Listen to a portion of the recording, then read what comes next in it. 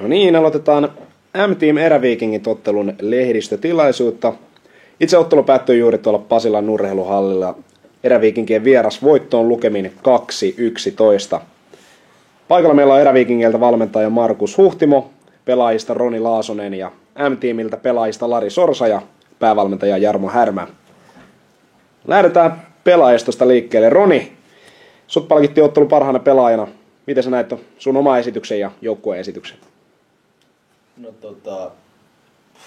pelattiin ihan ok, mutta aika sanattomaksi vetää koko ottelutapahtuma, koko peli.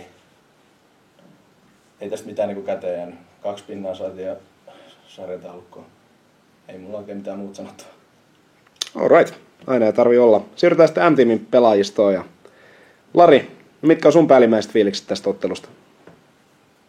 No aika ne lukemat kerro kaiken oleellisia. Lähdettiin puolustamaan ja yksilöstä päästetään, niin se ei ole hirveän hyvin onnistunut. Ja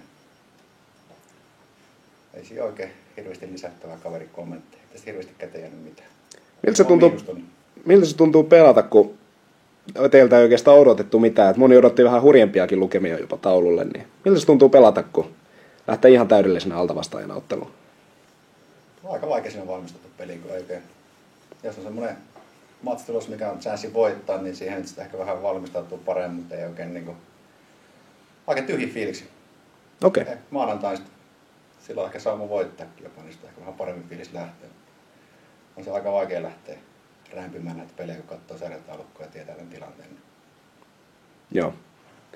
Siirrytään sitten Eräviikinkien valmentajista Markus Huhtimo. Millaisena sä näet ottelun?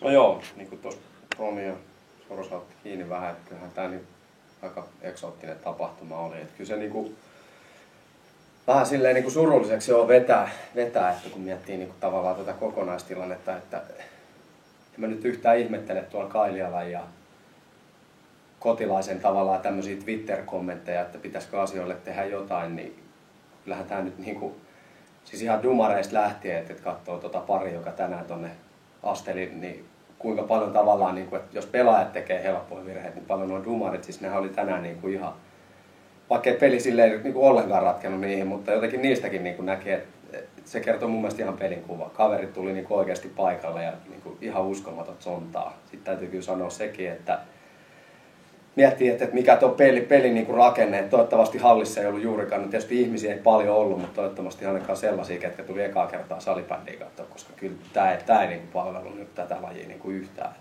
Että ihan, siis todella häkellyttävää, että niin kuin, tuntuu vaan siltä, että vähän niin kuin eka erän jälkeen mietittiin 4-0, jos tästä niin kuin peliä halutaan, niin mitä yleensä mietitään niin kuin vähän meidän tiimissä, että mitähän vastustaja tekee. No, voisi kuvitella, että vähän aktivoittaisiin, niin ekan 2 vaihtokierroksen jälkeen niin piikki tiputti vielä 2 metriä alemmas ja vedettiin niin kuin vielä tiiviimmäksi ja sitten niin kuin, se oli se niin kuin pelin kuva ja se on surullista, mutta ehkä tässä nyt sitten kuitenkin tietyllä tavalla tapahtuu karhupalvelus, että tässä tulee muutosta sitten, että nousi toivottavasti sitten hyvällä tsäkällä, mitä siellä nyt käykään, niin kuve nousee ja saadaan sitten uutta verta ja katsotaan, että mitä se tuo tullessaan.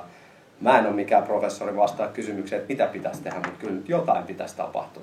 Kyllä tämä nyt vähän niin kuin siltä näyttää, että käpit on, että onko tämä nyt köyhät köyhtyy, rikkaat rikastuu, jos joku ajattelee näin, varmaan osittain, mutta tietysti tässä vaan jokaisen pitäisi lyödä haalarit päälle, että kyllä tuolla huudellaan paljon sitä, että salibändiliigaa pääsee vähän liian köykäsi leväillä, niin kyllä se ajoittain ikävä kyllä näin tällä hetkellä on.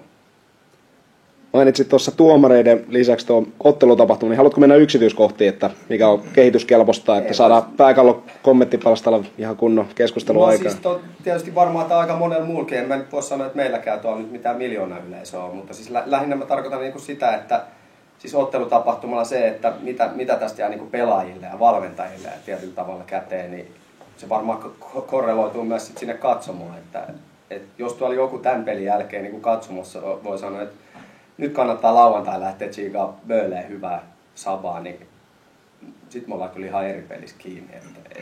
Ei tässä ei ole niinku minkäännäköistä väriä tässä pelissä tänään ja tietyllä tavalla se sit niinku näkyy ihan jokaisen tekemisessä. Et onneksi tässä nyt ilman loukkaantumisia päästiin kaikki hallista ulos, että se nyt olisi vielä puuttunut, että on joku tyhmä loukki puolin tai toisin olisi tullut, että tässä on kuitenkin vielä pelejä jäljellä itse kullakin. Niin, ei sinänsä niin kuin ottelutapahtuma sinänsä, se on varmaan ihan monella muullakin kehitettävää, niin kuin meidänkin organisaatiossa siinä kehitettävää, mutta siis yleensä se peli on se, mikä palvelee yleisöä parhaiten, ja se oli aika kyseenalaista tänään. Näin mä sen näen. Joo, kiitos tästä. Siirrytään sitten Jarmo Härmä. No mitkä fiilikset sulle jäi ottelusta? No joo, ei, tuossa niinku, pöytä on putsattu aika hyvin tässä muiden osalta, että ei tuolla kovin mukavaa ollut, sanotaan, että varsinkin 25 minsa, mutta sen jälkeen nosti tasoa, en tiedä kuinka paljon kaveri nosti jalkaa kaasulta, mutta kyllä me parannettiin ja se antoi pohjaa niin kuin maanantaina. Joo, no maanantaina tosiaan teillä ottelu KRP:tä vastaan. Teillä on 3 ottelua jäljellä, niin mitkä on teidän tavoitteet näistä otteluista? No joo, mä en tiedä, niin kuin tuossa spekuloitiin asioilla, että me ei ainakaan olla luovutettu sarjapaikkaa vielä. Että, meillä on hyvä mahdollisuus maanantaina, se pitää tietenkin ilman muuta voittaa siitä ja sen jälkeen ollaan ihan kartalla siinä, mutta en mä tiedä. Tuntuu myöskin vähän niin kuin, totta kai tämänpäiväinen peli, jouduttiin olemaan aika passiivisia, mentiin Vantaa-areenalla aika aktiivisesti ja 10-0 oli eka erän jälkeen, että ei mekään nyt niin tyhmiä, että me lähdetään rallattelemaan ylhäältä asti ja ottaa 30-0 taulu, että sille vähän ihmeellinen tämä keskustelu myöskin, että täällä niin jaaritellaan tämmöistä asioista, että jos tämä on suljettu sarja, niin sitten mä ymmärtäisin tämän, mutta jos me ollaan riittävän huonoja, niin mehän tiputaan ja sitten homma on selvä, mutta ei tänne Pasilaan nyt esimerkiksi Vikingikään ihan valtavaa spektaakkelia saanut aikaa aikoinaan ainakin, mitä itse kävi vieraspelaajana täällä taputtelemassa. Näinhän se on. Päätetään lehdistötilaisuus tähän ja jatketaan jälkilöilyä sitten jossain muualla. Kiitos.